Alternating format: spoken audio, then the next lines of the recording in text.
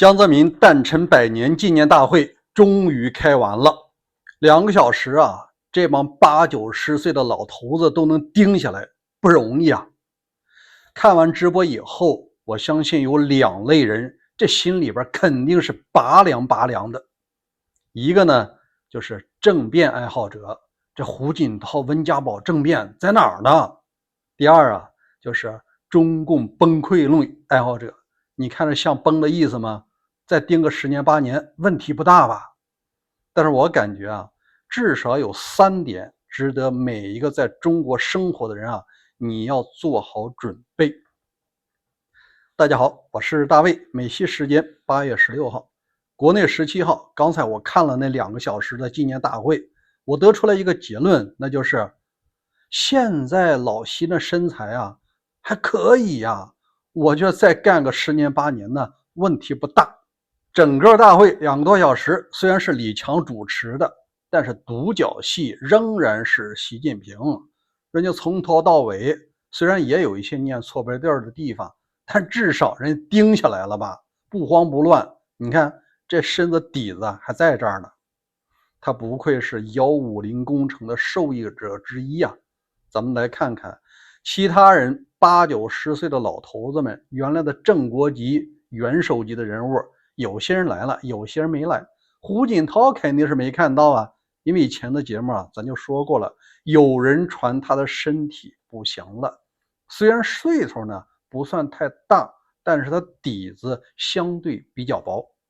另外啊，咱不得不评价，真正到了80多岁的身体行与不行啊，有一个重要的原因，它不是你的保健水平，而是你的心情、心态。你心情老不爽，老生闷气，有的干脆就被边缘化了，那直接身体垮下来也是正常的。那我们再来看看，有一些80、90岁的人呢，精神头还不错。我看了一下呢，像曾庆红温家宝、贾庆林这些江西提上来的人，现在精神头都还可以。刘云山、李长春我都看见了，包括那个和彭帅传出婚外情的副总理张高丽，这次他好像戴了一个假发，这就说明什么呀？这150工程150岁受益的人还是很多的。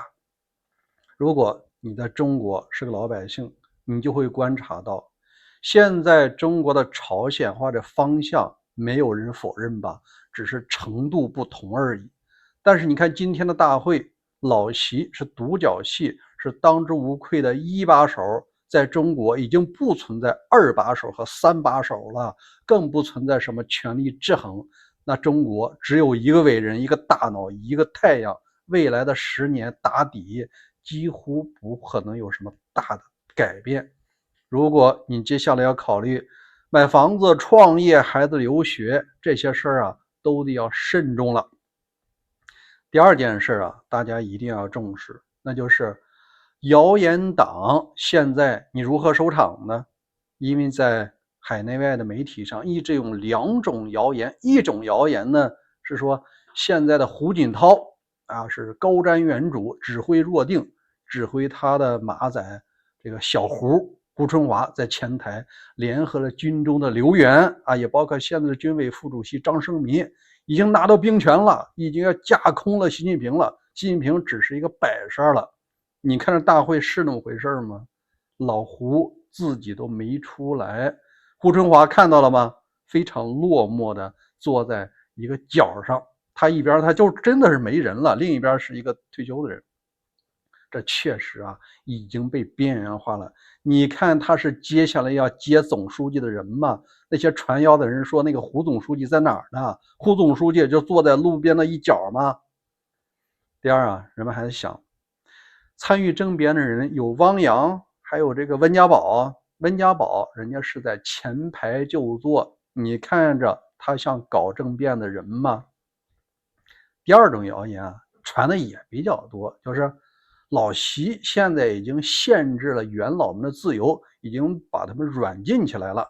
这个大会结束以后就会送回监狱。这里面有谁呢？那就是这个王岐山，原来的国家副主席，再就是温家宝，还有一些团派的人马。你看这意思，他那些表情像要送回监狱的样子吗？所以说啊，这两种谣言通过这个大会呢，也是不攻自破了。通过这次大会啊，大家也都能看到，无论是元老所谓的江西人马、团派，还有原来的能源系统，这些人啊背后的斗肯定是你死我活的，但在维护中共利益和执政地位这方面，他们的立场啊是一致的。内斗归内斗，只是分肉的问题，但是吃肉的权利，大家依然希望能够维护共产党的统治。这点老百姓啊，你自己不能把自己带入到党国那个程度去啊，这样的话，那就相当于全聚德的鸭子啊，欢迎全聚德搞装修一样的。第三件事啊，大家一定要关注一群人，他们现在的影响力还在。那就是原来的枪杆子刀把子的人啊，没想到还活着呢。我看了一下，军方的像原来的国防部长迟浩田、曹刚川总装备部部长，精神矍铄，还不错的。我还看到了当今国母的提携人，那就是原来的总政治部主任李继耐，还也活着呢，而且精神头还不错。除了这些军方的人士啊，原来退休的刀把子，像孟建柱啊、公安部长郭声琨也都出来了，甚至包括疯传已经被降到副厅级的陈希，原来组织部长，人家也都出来了。这就说明这些曾经掌握过大权的人啊，目前至少还是没有失去人身自由，影响力仍然是还在的。但是你要指望这些人能够联络自己的下属搞政变，这个门都没有。以前的节目啊，咱们说过了，你无论是正国级还是副国级军委委员，一退休以后啊，你就相当于进了一个笼子，你的衣食住行、通讯、对外的联络啊，那都是透明的，还不如老百姓的有隐私呢。所以政变论的爱好者呢，在这儿呢就得好好醒醒了。用句流行的语讲呢，啥时候中国能够实行民主化转型啊？现在可能还比较遥远，10年8年呢，没有太大的希望。中国人民依然要在黑暗中继续摸索一段时间。那你要说有些文明国家已经发展的到一定程度了，能不能学学呢？这点是很难的。只要每一个中国民众都希望自己的孩子能够考公、进编制、上岸，掌握权力，我相信再过个50年呢，也不太可能有大的变化。的危机它不会必然产生政治的危机，它有可能会让政权啊更加稳固，反对的力量进一步削弱。也许这就是中华民族的宿论吧。当然了，希望我们还是有的，毕竟台湾这个成功案例摆在这儿呢。当每一个中国人，或者说大多数的中国人希望能够像民主台湾那样生活的时候，那才是希望真正降临的时候。好，这是我个人观点啊，欢迎大家共同来探讨，明天再会。